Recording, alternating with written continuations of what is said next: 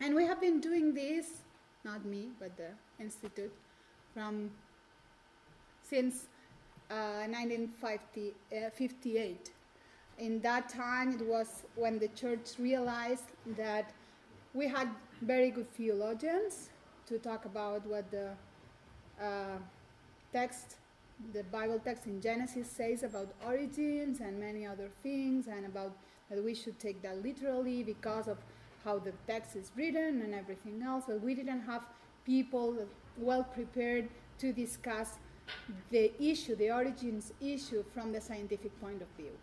Since then until now, we have done quite a lot of research, and we have some very nice stories of success. Some discoveries have been made that have changed the way the scientific community in general looks at specific things.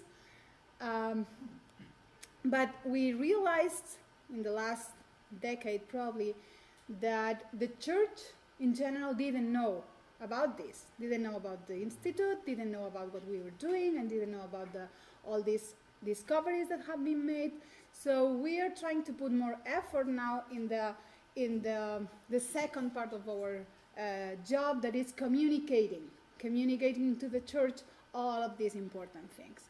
I have some brochures here about what we do, so if you are interested, you can take one. And also you have a lot of information in the website, and the GRI website, grisda.org. There you have all kinds of resources, from scientific papers, really academic, to resources in popular level, a lot of videos that you can download, have long documentaries, 1 hour documentaries, and also 5-minute videos, or even less, 3-minute videos, YouTube style. We are working now on some resources for children and teenagers, and we have in different languages.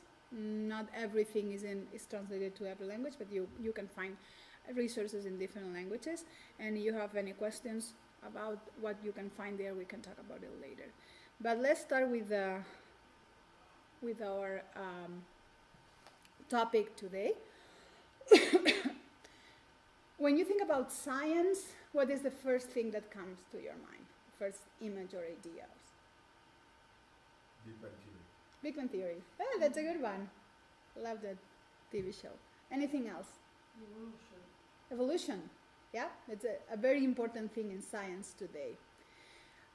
Usually when people think about science, the first images or the first words that come to your mind are related with labs and experiments. So many people imagine or think about people in white coats, tackling with colored, pouring things in and out, or looking to the microscope, looking under the microscope, little things.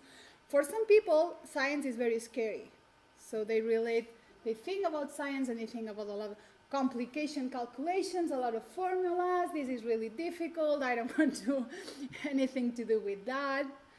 And many people also relate science and technology, because they are quite related. I'm going to change to the manual. So sometimes when we think about science, we think about very complicated machines. Here, so like particle accelerator, this is a particle accelerator, or you can think about a mass spectrometer, really complicated machines that do really complicated things. Radio telescopes. Usually we think about science as complicated and really smart people doing smart things. And in our society today, science is very valued and respected. And in a sense, science has gained that. Thanks to science today, we have many advances in many fields. For example, we know many of the diseases that we suffer. We know the cause thanks to science. And for many of them, we also have a cure or a palliative thanks to science. Science has increased our knowledge about many things. For example, we know a lot about our bodies, even we know how our brains function thanks to science. We know what the reality, the matter around us is made of. And we can even know things about invisible or tiny things that we cannot see with our eyes, but we know them thanks to science. We know the atoms, the fundamental particles. And in an applied sense, science allows us to fly and even to leave the planet. Technology in our daily living also helps us in many ways. We have computers, we have cell phones, we have the internet, many things that have been developed thanks to science and technology. And so it makes sense that people really value and respect science today. Why?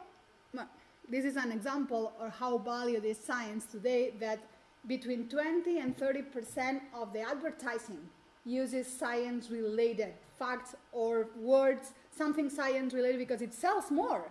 If it's scientifically proven, it sells more. So here you have some beauty products that have stem cells. Maybe you don't know what a stem cell is, but it's scientific, so it's probably good.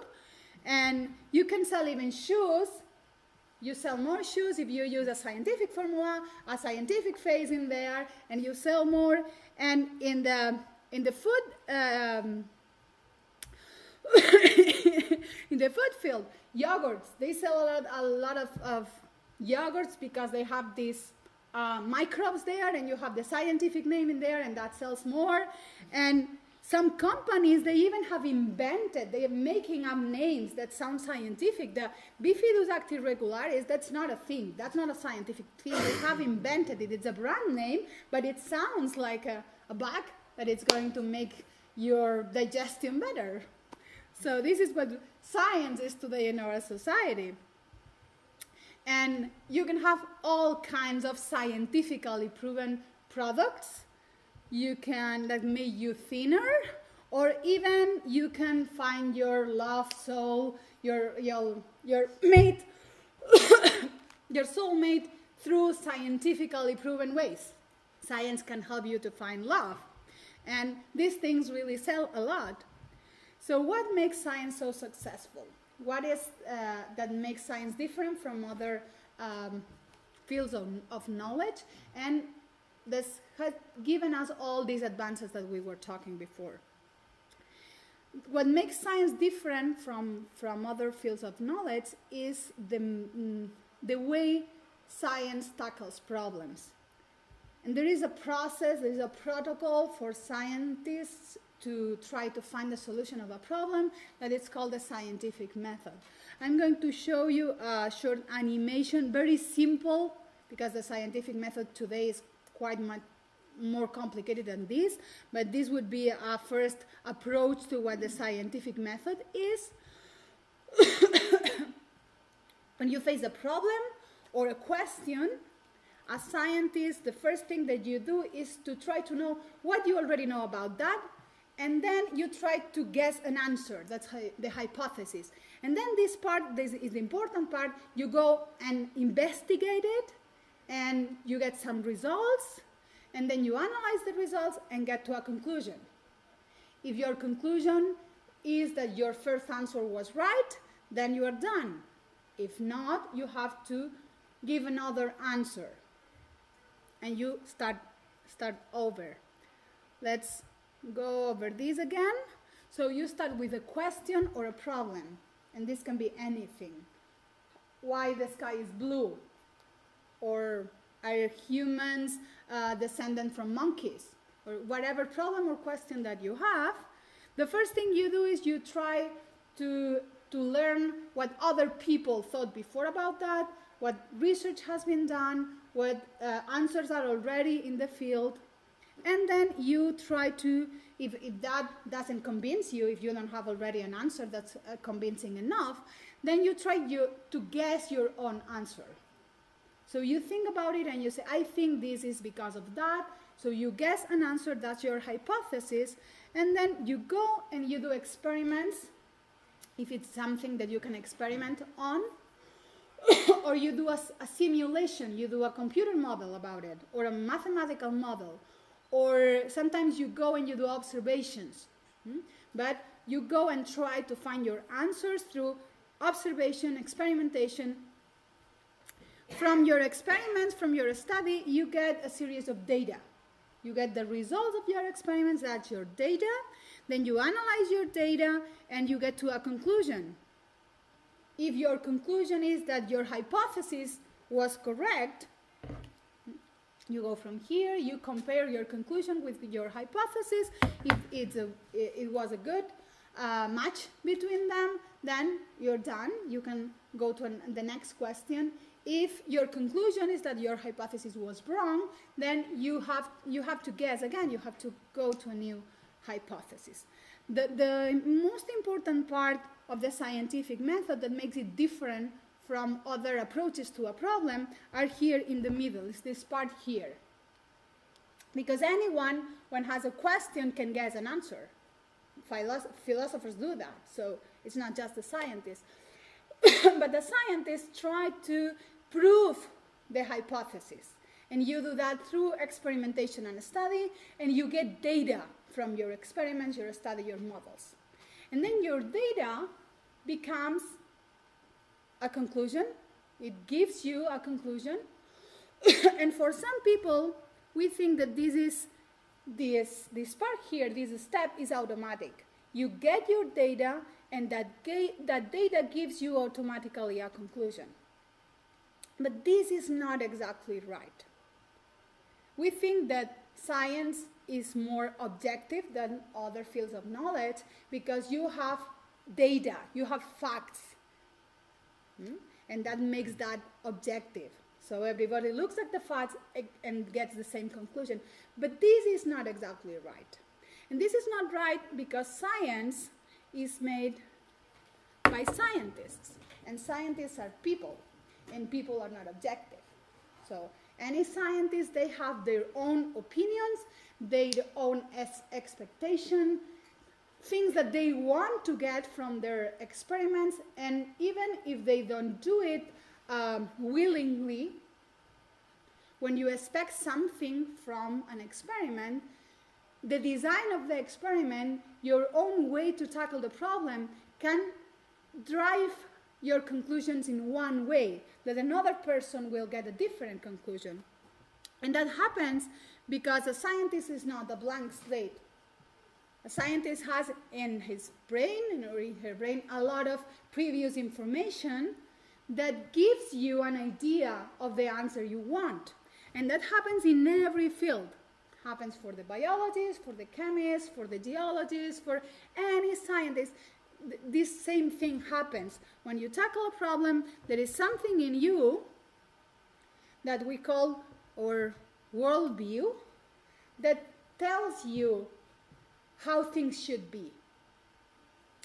There are many definitions of worldview, but I'm going to show you, to share with you three. A worldview is a mental model of reality. It's like a framework, the ideas that we have about the world, ourselves, and life. And that is because our education, our culture, our religion, or whatever, with ideas of the world, we already know how the world is or it should be. This is a more detailed one. A worldview is a set of presuppositions, things that I believe are true, but they may not be true, or they may be partially true. And we hold these beliefs consciously or subconsciously. Sometimes we are not aware of everything that is in our worldview, but that affects our conclusions. So about what we think about the basic makeup of the world, and also it has a lot to do with your beliefs. It can be religious or not, but about your beliefs. And gives you the fundamental, the answers to the fundamental questions that every person has. Like, why are we here? Does God exist? Do we have a purpose? What happens after death? Everyone has a worldview that responds to these basic questions. And what do you think, what is already in your head when you go to the lab and you start working on a problem is going to affect the way that you are going to look at the data. So we are going to do a first, I want this workshop to be practical, so I have three practical parts. And the first one, it's a little illustration about how the worldview affects the way we see the world. And in many places you will see that the worldviews are compared to glasses that or goggles that you put on every morning when you go to the world, and that makes you see reality different from the person that is close to you. So there are different types of glasses or goggles. Some of them help you if you have a problem in your vision. They help you to see more clearly because your eyes don't work well, and you need something that helps you to see focus clear. There are some others that change reality a little bit. So some glasses, they make everything darker than what is in reality, but that can be good at some points when there is too much light around you. And there are some optical devices that change your reality completely. You can modify the reality around you, or you can change it completely. We are going to do a little illustration with this type of old glasses. I'm going to give one to each of you, and we are going to check some images on the screen. You can put them on to see, and we are going to compare what we see with and without them. And I hope this color of light in here, I hope it will work.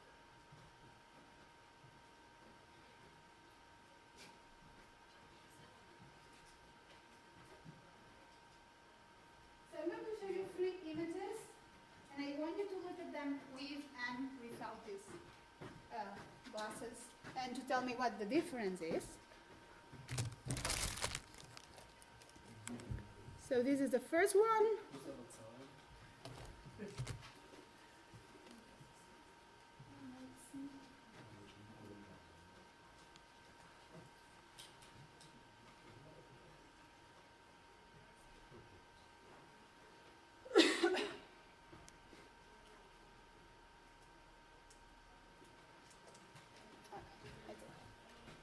So I'm going to show you the second one.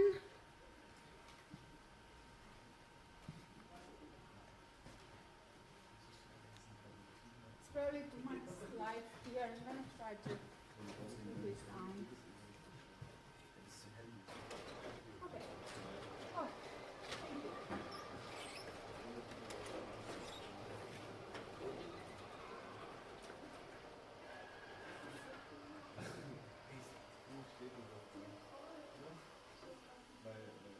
Okay, I'm not sure if it will work, but this one.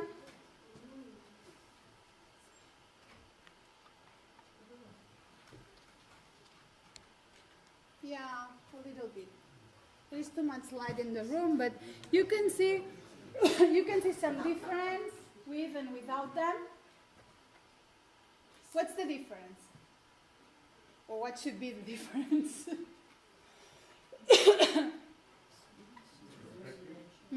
The perspective, yes. Without the glasses, you see a blurry image. When you put them on, you should have a more clear image, and you should have a 3D image. So something that gives you perspective, okay? Now I want you to take them off, and don't put it again until I tell you. So, because we are going to do a little experiment.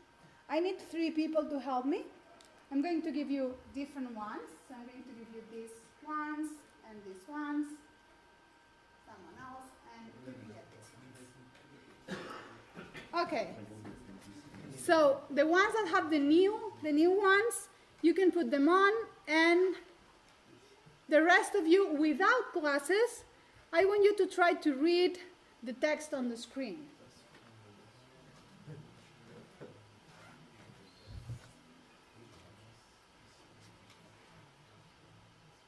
Okay, it works. Okay. So I want the two gentlemen here with the glasses to tell the rest of you can also read it, but they probably have a more clear view of what is on the screen. What's in there? What is this text talking about? Shall I read? You can read or you can summarize it. Thus from the war of nature, from famine and death, the most exalted object which we are capable of conceiving, namely the production of the higher animals, directly follows their grandeur in this view of life. So this is, I don't know if you recognize this text.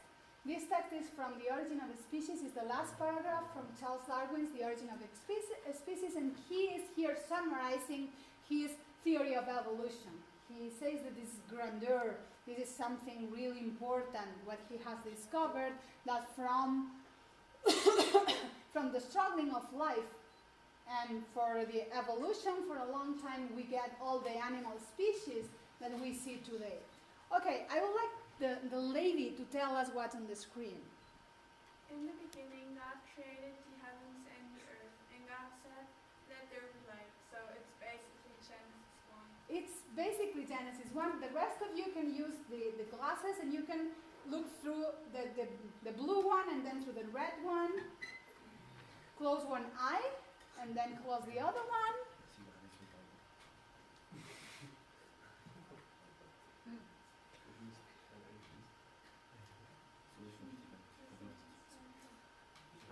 So imagine that the ones that had only one color, you had to explain to each other what was on the screen.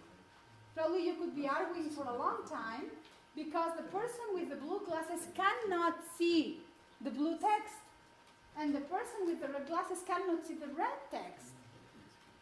So both of them are there. You have there the text of Genesis and the text of the Origin of a Species. Both of them were on the screen all the time, but if you don't have the right glasses, you cannot see them.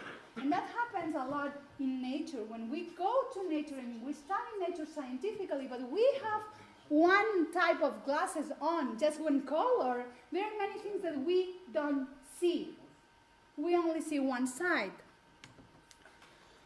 What would you do to try to convince each other that there is something different on the screen? The ones that had the blue glasses, what would you do to tell her that there is something different on that screen, that that's not real, what she's looking there? What's the way to do that?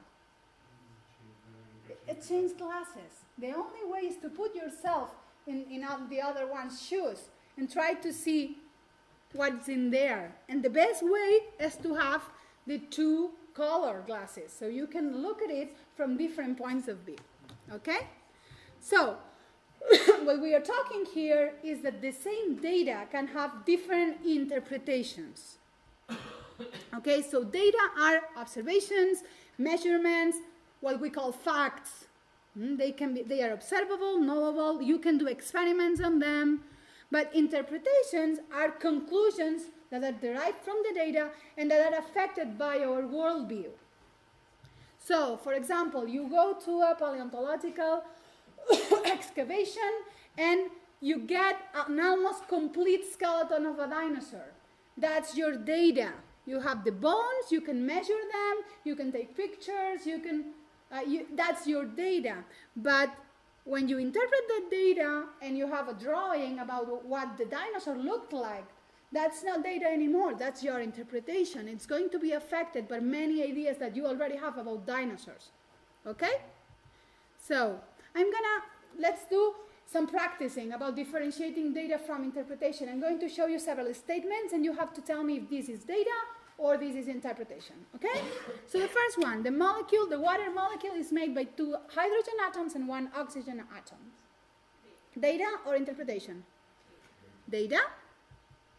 Okay, we can consider this data. We could argue with that, but because it's something that it's well known and the scientists have demonstrated this, we can say that this is data.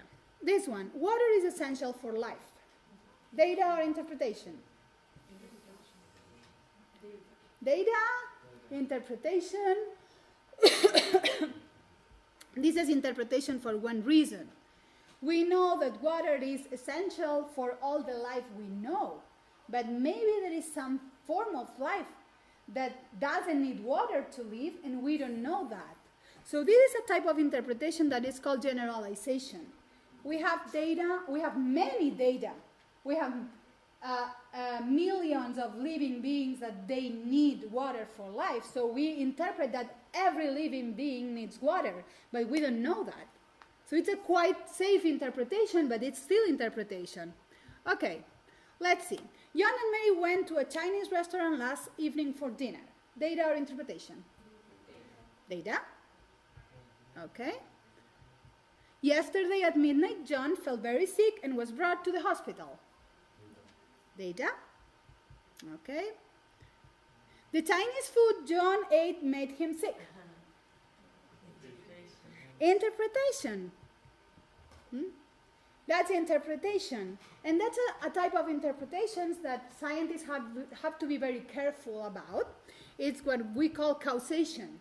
We see that two things happen, one after the other, and we say the first one was the cause from the other. And that is not always true. It could be, but we have to experiment on that. We have to demonstrate that.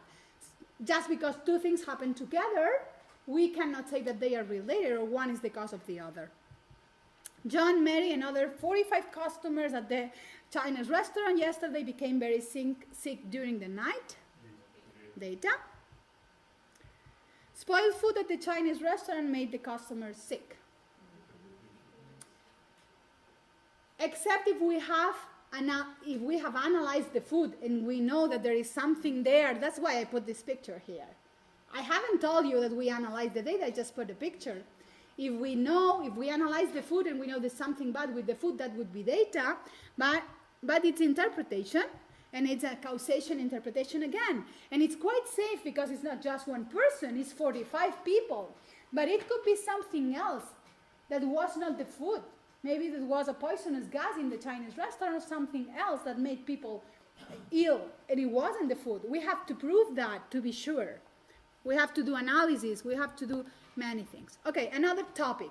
After last Monday's rain, many snails were found in the streets of my city.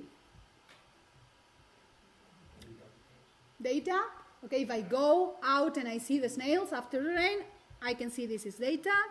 After last Monday's rain, many millipedes were found in the streets of my city. Data is the same type of sentence. Rain makes the snails and millipedes to come out. Interpretation, and what type of interpretation? Causation. Perfect. All kinds of bugs come out after the rain. Okay, perfect. That's interpretation. It's generalization. There is another word that we use when we take data from our sample and we extend that beyond our sample, because we had snails and millipedes, and now we are talking about all kinds of bugs. Sometimes we call that also extrapolation. Okay? Snails like to hang out with millipedes after the rain. That's the interpretation, and all of us can see that that's really difficult to know if they like something or not. We're talking here about motivation. It's really difficult to interpret what an animal likes or doesn't. Okay? Another topic. My newborn baby gained an average of 200 grams a week for the last month. Data? Perfect. Okay. During the first month, newborn babies gain 200 grams a week. Interpretation. What kind of interpretation? Generalization. Perfect. When my baby is 10 years old, he will weigh 100 kilograms. That's an interpretation. Where do I get this number from? What I've done is I took the 200 grams that I gained in a week, and I extended that for 10 years. You can do that in science. You make a formula and you get this number. That's a real number. But this number is not correct. We know that because we have experience with 10-year-olds, and we know that they are not 100 kilograms. But this is made a lot in science, that we take a short sample in time and we extend the rates of growth or whatever, the erosion rates or the movement of the plates rate, and we extend them for hundreds, millions, thousands or millions of years. And that's an extrapolation, and we know by this example that it's not always true. A number, a rate can be true for some time, and then it can change later. Okay? So, let's do our second exercise. This seems very simple when we talk about Chinese restaurants or bugs after the rain, but when we look at scientific literature, if we look at scientific papers or scientific new reports, we have to be able to differentiate what is data and what is not. So, this is one example of a news, the title of a news report. It's a finding of an object, and the title is Europe's Stone Age fissures use beeswax to make a point, and then the subtitle, I put it here again so you can see it larger. And the question is, what in here is data? In this news report, what is the real data?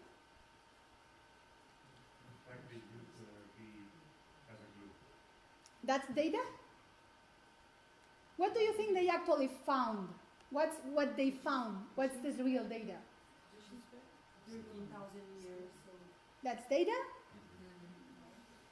What's the data here? Look at this and tell me, this is data for sure. Sorry? The object is data.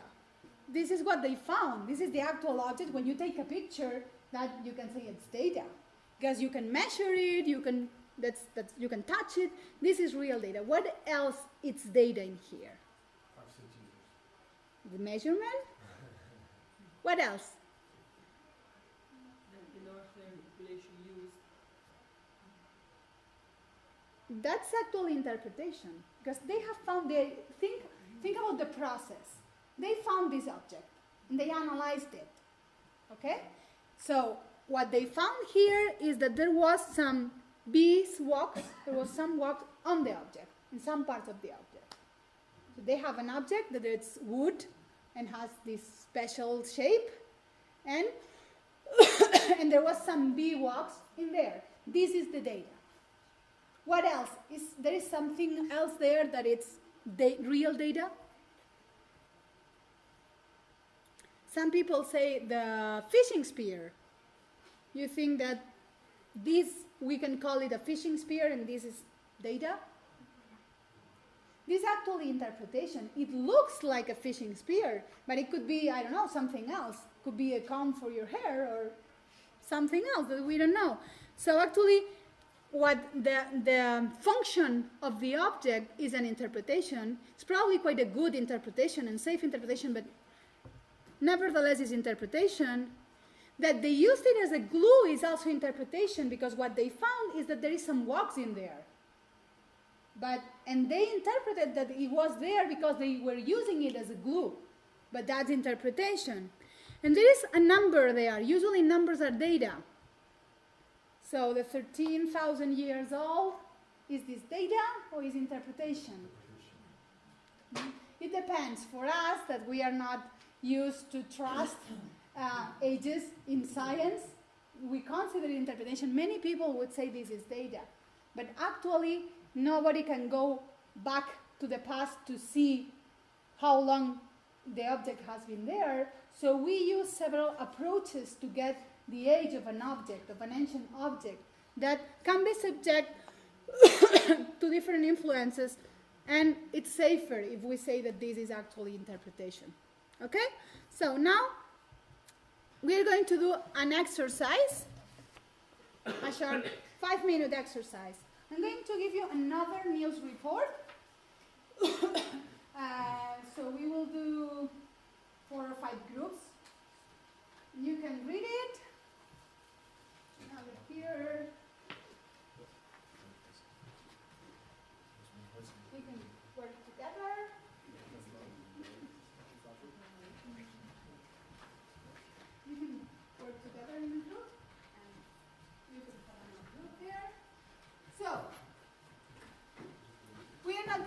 spend too much time on this, but this is what you have to do.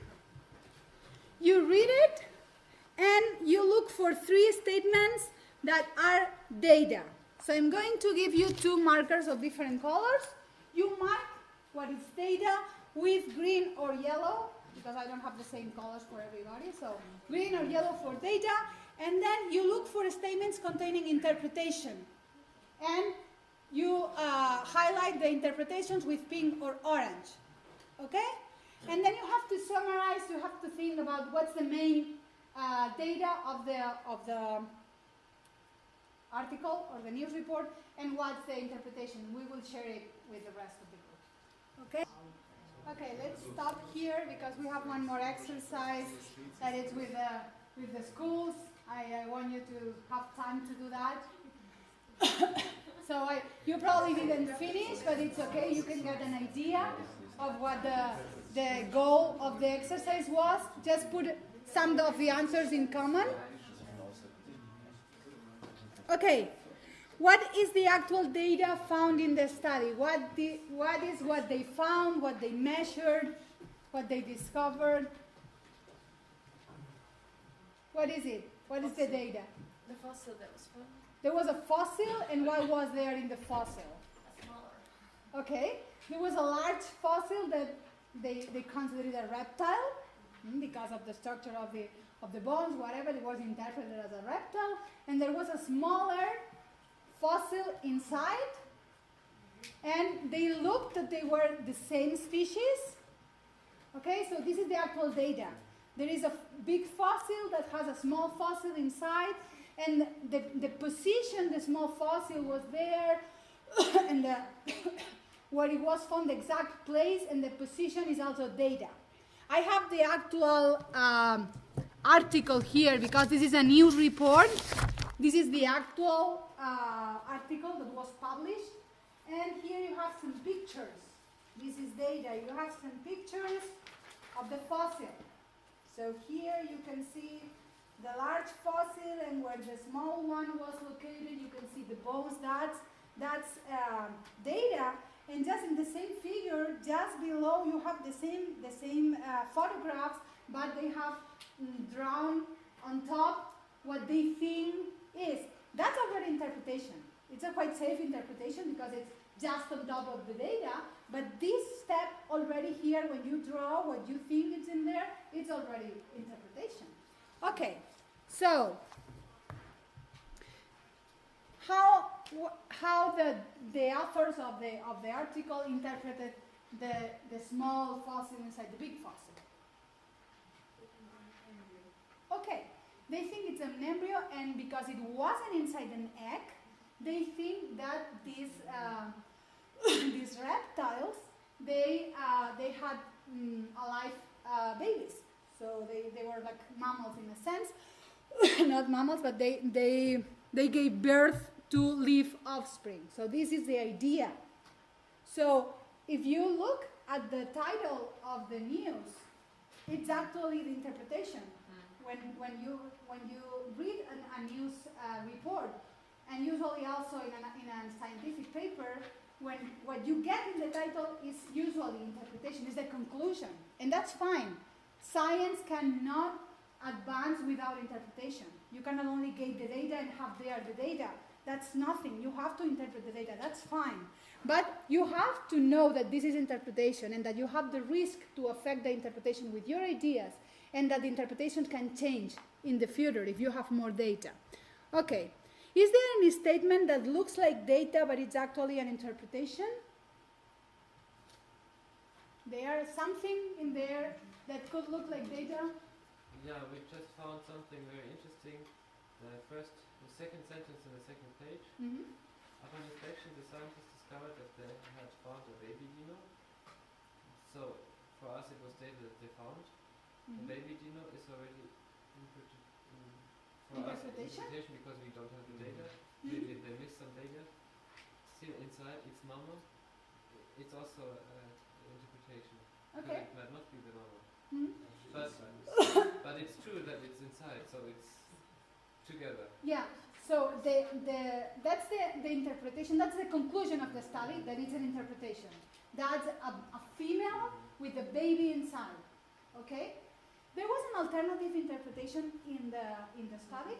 If it was something like the last lunch, I think it is. Okay. It is. But because of the position, they say it should be an embryo because usually otherwise the position would be an egg, but the shell even resistant. Perfect. That's the best way you do science. So you get your data, you interpret it, and then you look for alternative explanations. And then when you have several alternative explanations, you look for more data and see what is more supported by the rest of the data. So we have a small animal inside a big animal, and we have two main interpretations. It's a baby or it's meal, it's food, it's something that is predation. So they looked more and they saw the deposition, and usually when they say that when reptiles eat, they eat head first because it's easier, but the position was just the opposite. And also because where it's located, it doesn't look like the stomach, it looks like another part. So there are several data that support more the first interpretation than the second. Okay? And when I was asking of any statement that looks like data but could be interpretation, you can see the first sentence that it says roughly 245 million years ago. As in the previous one, we have there a number. Numbers look like data, but actually ages in geology and paleontology, we consider them interpretation, and we consider they could be wrong if there is something in the assumptions that it's wrong. Okay?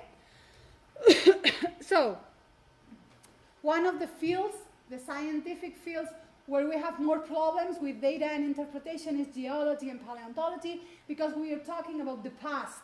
And we cannot go to the lab and reproduce the exact same things that happened in the past. It's what we call historical sciences. And historical sciences are a little more tricky than experimental sciences, because you cannot take the dinosaur to the lab and see how it fossilized in real time. Because most of the processes happened in the past, they don't happen anymore, or because they take too much time to see them in action. So we do a lot of interpretation in there. So let's see some examples about interpretation in the geological and paleontological research. We have one statement here. Different types of fossils are found in different stratigraphic layers in the Grand Canyon. Data or interpretation? Data. Perfect. Fossils that appear in lower stratigraphic layers, so on the bottom, were buried before fossils that appear in upper layers. This is interpretation, but it's a quite logical interpretation, because if you have something in the layers before, it should be there when the other layers came and were deposited on top. So this is an interpretation that many scientists, both creationists and evolutionists, agree. Usually what is in the bottom, it's happened before that what is on top. Fossils that appear in lower stratigraphic layers in the Grand Canyon were buried millions of years before than fossils that appear in the upper layers. That's interpretation. And this one, the order of the fossils in the fossil record shows the evolutionary changes that turn unicellular marine organisms into complex animals such as reptiles, birds, and mammals. That's interpretation. And this interpretation, it has a lot to do with worldviews. But what we found in the fossil record is just different animals in different layers. So to interpret that this represents the evolutionary pathway of the animals tells a lot about the scientist that is studying the fossils. Because this pattern is already in the head of the person. If you look at the same fossils with a different worldview, you see something different. Okay? The order in the fossil record shows how the organisms were buried during a huge catastrophe such as a biblical flood. Data or interpretation? Interpretation, yes, you could say it out loud. It's an alternative interpretation for the same data. When a creationist goes to the fossil record and we look at the fossils, we see that there is an order. But we interpreted that differently, and we see a lot of evidence that there was a lot of water involved, that there are mass burials with thousands of animals in the same place. We see a lot of evidence of catastrophe that other people don't see because they have a different glasses on. So the best way is to try to interpret with your glasses and then to put the other one's glasses on to see if there is something there also that is giving that idea, so we can interpret it differently. Okay? So we see that as evidence for the flood because we have our biblical glasses on. The people that has different glasses, the evolution glasses, they see something completely different. So we see the same data. We see there the fossil record. That's the data. Which fossils in which layers, and then some people interpret that everything happened really fast.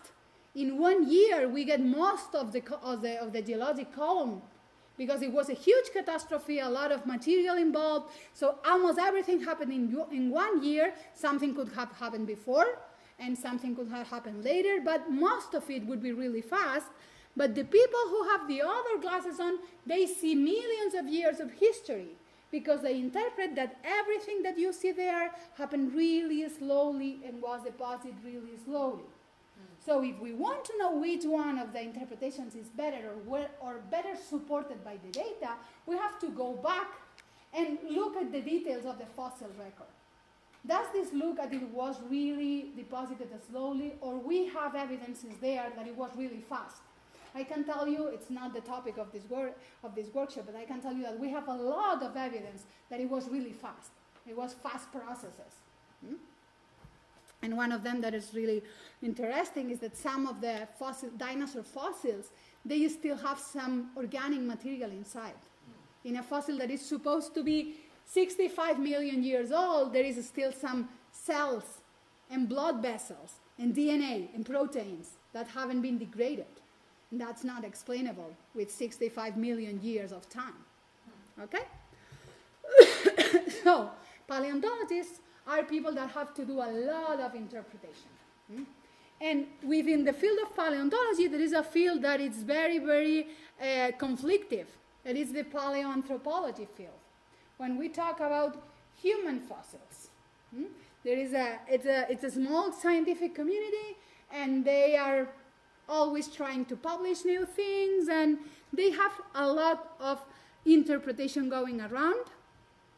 When you find a human or human-like fossil, what is the data?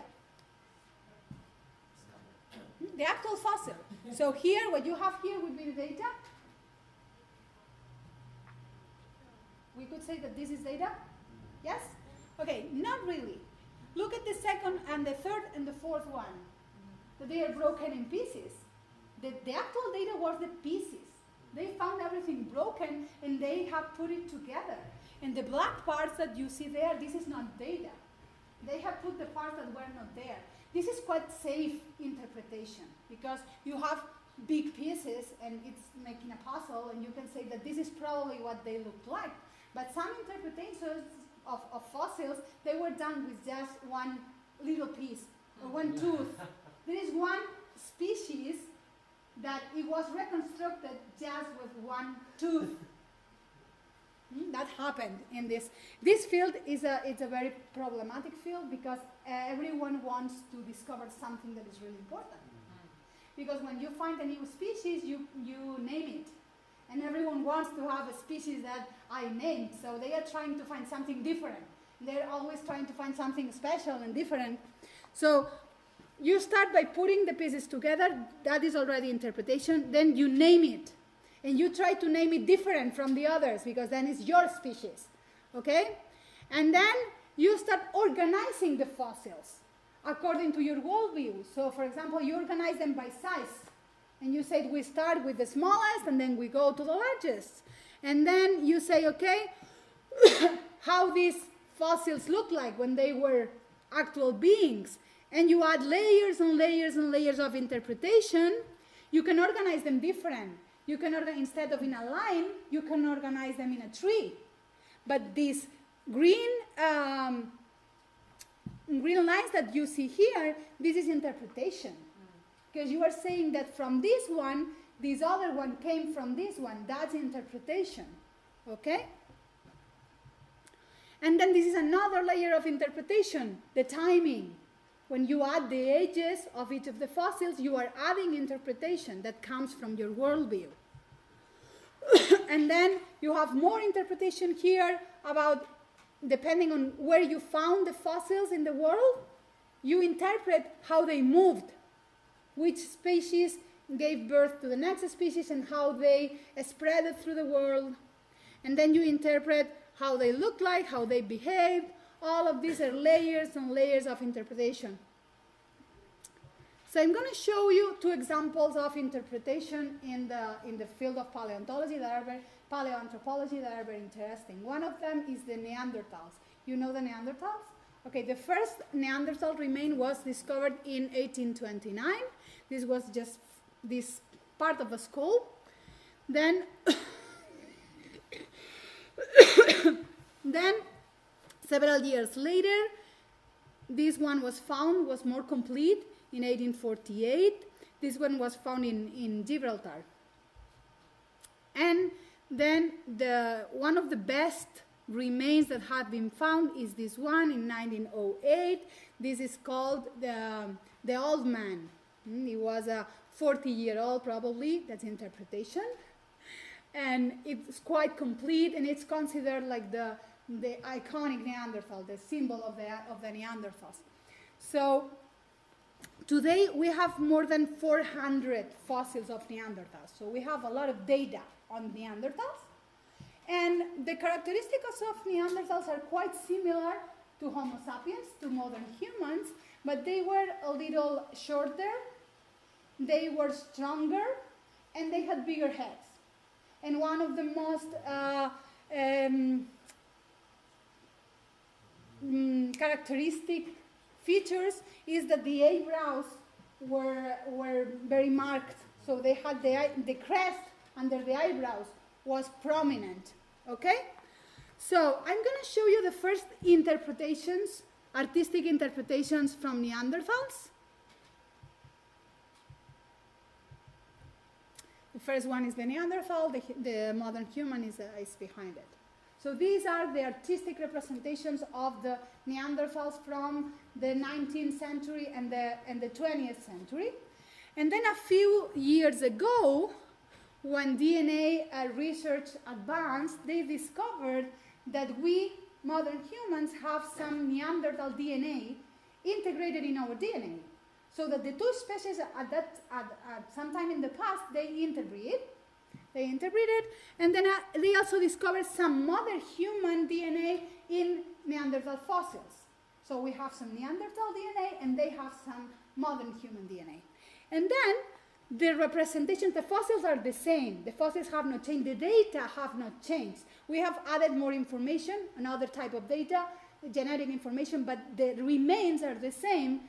Now, the artistic representations of Neanderthals are like this. This is the modern representation of a Neanderthal. Can you see the difference? You see a person like this on the street, and you don't get scared at all. They look exactly like modern humans, just another race of modern humans. But 50 years ago, the representations looked like monkeys completely. That's worldview affecting the interpretations, okay? The other example, do you know who this is? This is Lucy, okay? This is another representation of Lucy. And this is a full body representation of Lucy. When you look at Lucy, it looks halfway ape, halfway human. What are the features, when you look at these representations, what are the features that make Lucy look more human? What do you think is making her look human? Human-like. The eyes? What else? The standing up? Anything else? Hands. The hands. Okay, perfect. Okay, so look at this. You have here Lucy and a chimpanzee.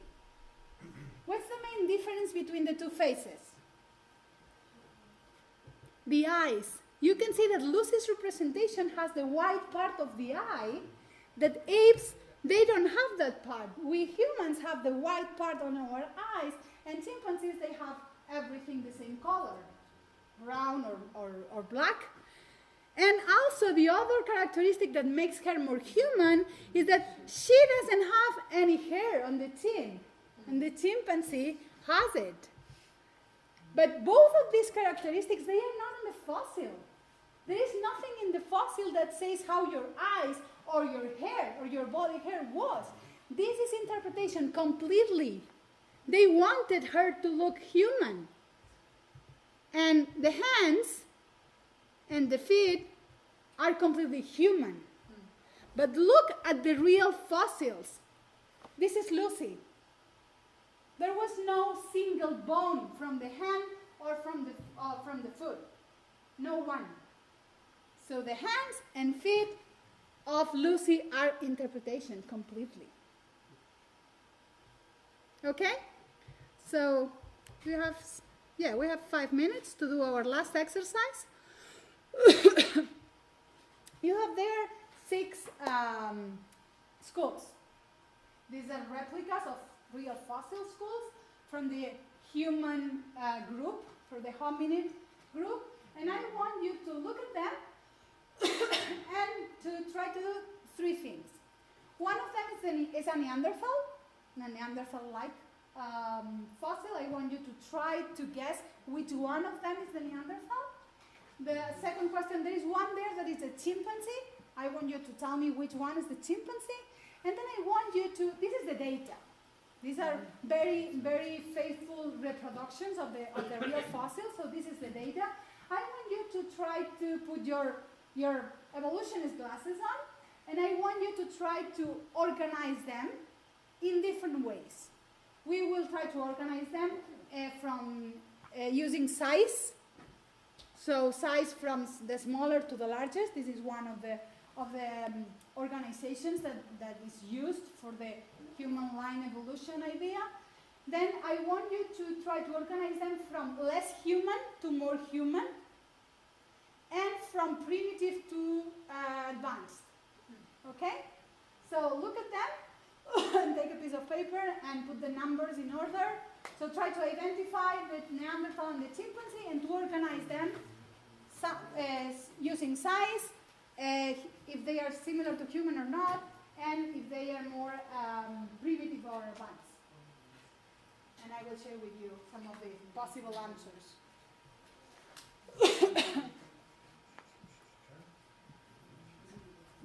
Yeah, you can come and look at them. You can touch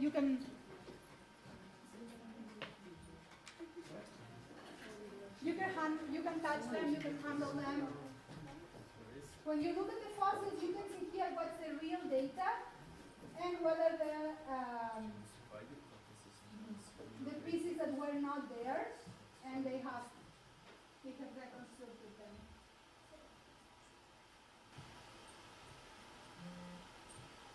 Okay, which one do you think that is the Neanderthal? The fourth? One? Okay, we're between 1 and 4. We will solve it later. Which one is the chimpanzee? 6? This is the chimpanzee? Do you think so? Could be.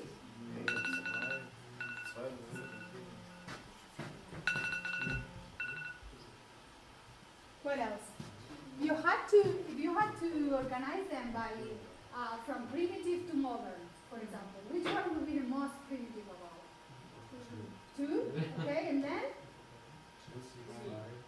2, 6, 5, okay, 3, 1, 4, okay.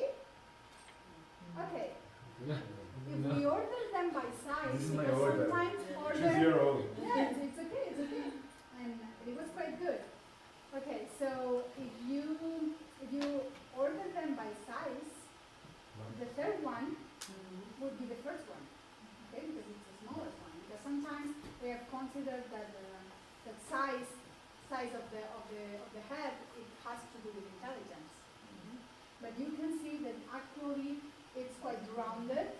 So probably the cranial capacity of the flea is similar to this one or to the second one, or even larger, because the case for the brain is larger even if the head is smaller. Okay? What else? What else do you see here? Something that calls your attention? I think big teeth like this. Okay. So Okay. That one, I wanted to take the other one, that's a male. I wanted to take the female.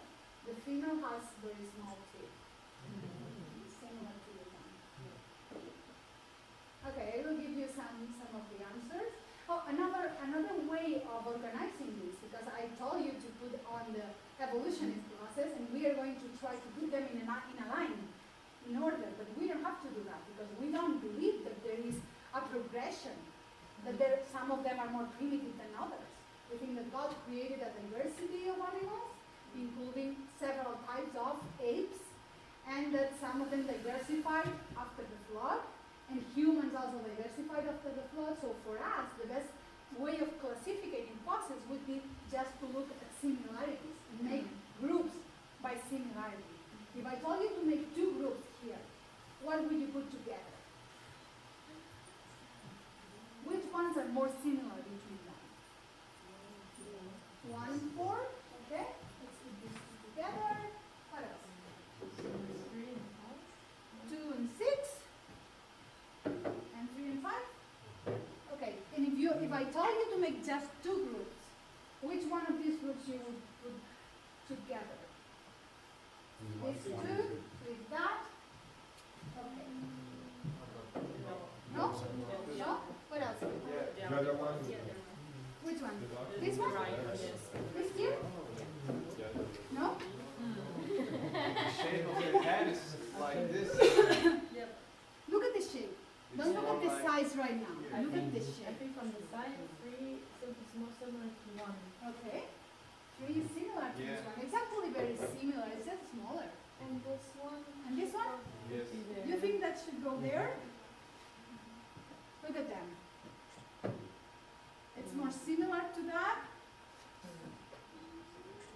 the skull is On the side, it's inside, it was inside. Okay. Okay. You did really well. all of these are human-like. They are Homo.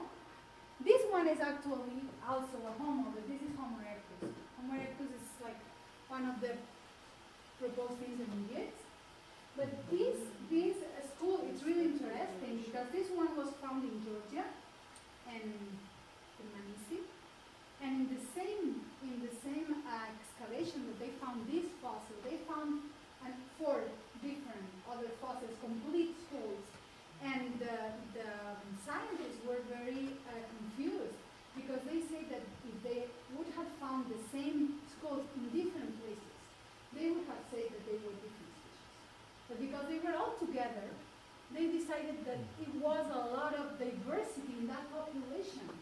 And they took out several species that they had before because they realized that they were all the same. So Homo erectus eliminated some other species, and there were people that were not happy about it because they were the species that they named, so they fought to get them. But it didn't make any sense because there was so much variability. Actually, Homo erectus is quite similar to this one. This is the Neanderthal. Like, it's not Neanderthal. This is Homo heidelbergensis. This is from Spain, from Africa. But it's quite similar to Neanderthals. And this one, I brought it here because it's larger and it has the eyebrows and everything. It looks very Neanderthal, but this is a Homo sapiens. This is a modern human. There's some people in the world that have larger heads, and they have the eyebrows very prominent, and they are modern humans. And this one here is actually the most recent, according to the position in the fossil record. This one is the most modern of all of them, except the chimpanzee. This one's the chimpanzee. It's a male chimpanzee. This one.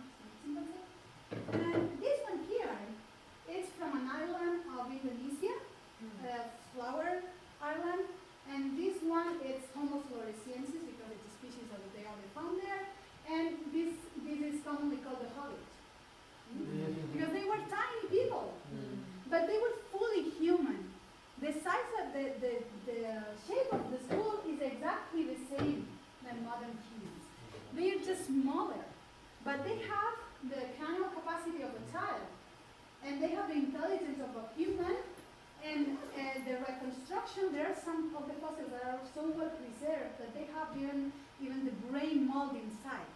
So they can see how the brain was. And they have found even some areas of the brain that correspond to the area that we use to talk for language. And they have some artistic representations in the island, so they know that these people are fully human. They're just small. But today we have some races of humans that they are very large and some others are very small, and they have all the same intelligence. And how tall? They are, I don't remember, I think they are less than 150. They are really tiny, 130 something like that. How can you tell by facts that this is a fully grown human? Because you can say that, you can tell that because of the structure of the bones. Because you can know, today they do that when they do forensic with fossils, you can know the age of a person by the bones, because if they have fish growing or not, that they are already degenerating.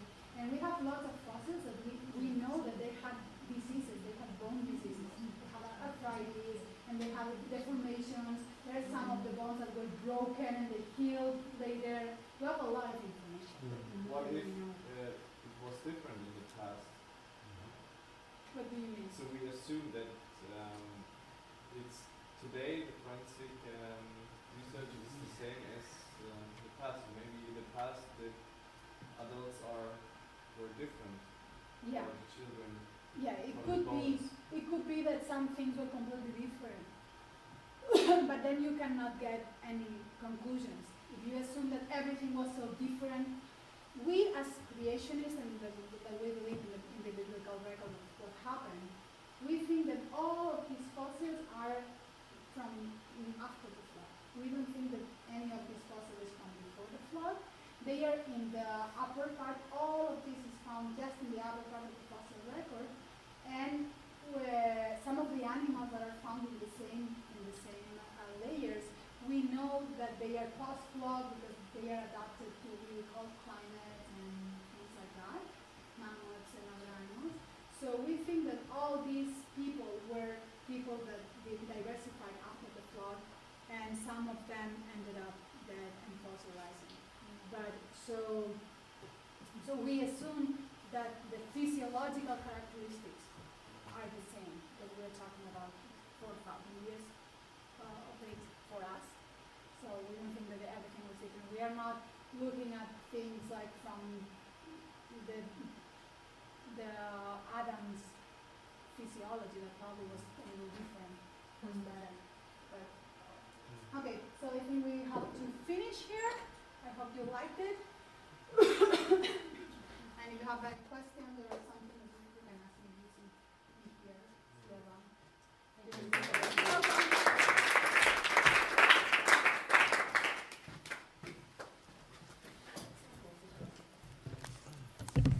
I have two questions. Sure. In the internet, like Facebook or so, some pictures are there with shows big human bones. I giant. assume they're fake, but do we have something? Giant thing, yeah. But do we have something that hints for like a pre-flood human race or something, or do we have completely nothing? This is for the for the conference. I haven't told you, sorry if you're here already. I have information here about the conference, a Faith and Science conference that we will have this summer in Spain, and it's for the whole division. And we will have speakers from the scientific field and from the theologian field, Seventh-day Adventists from all over the world. And it's 1 week in July, the first week of July. Any of you are interested, you can have one of these. Okay, sorry. Is it more for lay people or for? It's for teachers, university students, and youth leaders. Okay. So, and it will be talks, so lectures and field trips. We will go to several places in the Pyrenees, in the Spanish Pyrenees, and we will have several field trips where we will look at real things, fossils and rocks and all of this. But we were talking about the giants. We are very eager to find giants. So some people have faked things, and we know that they are fake. And there are some other fossils that are big fossils, but not usually the ones on the internet. If you do the math, they are even too large. They are not like 4 meters. If you have this skull that it's like this, that person would be 15 meters tall. That's not even possible. So some of them are fake, and there are some that about 2.5 meters or something like that, that this could be real, because we have some people now living in the world with those this size. But we haven't found anything that for sure we can say that we have data on pre-flood people. There is some quotes from Ellen White from her time, where she's speaking about fossils of giant plants and animals, and we know that. And he speaks about giant fossils of humans that have been found. Okay, so we don't know if there was something that was found in her time and later was hidden or something. That could happen. Could be. Maybe it was a fake already in that time. She believed in it. Yeah. And she believed in because it was in the news or something like that. We are not sure, but today there is no record of scientific data on giant humans. There is one professor, one biology professor in Spain, that he's very interested in this topic. So we are planning on, because we are starting also a master in faith and science in Sagunto for theology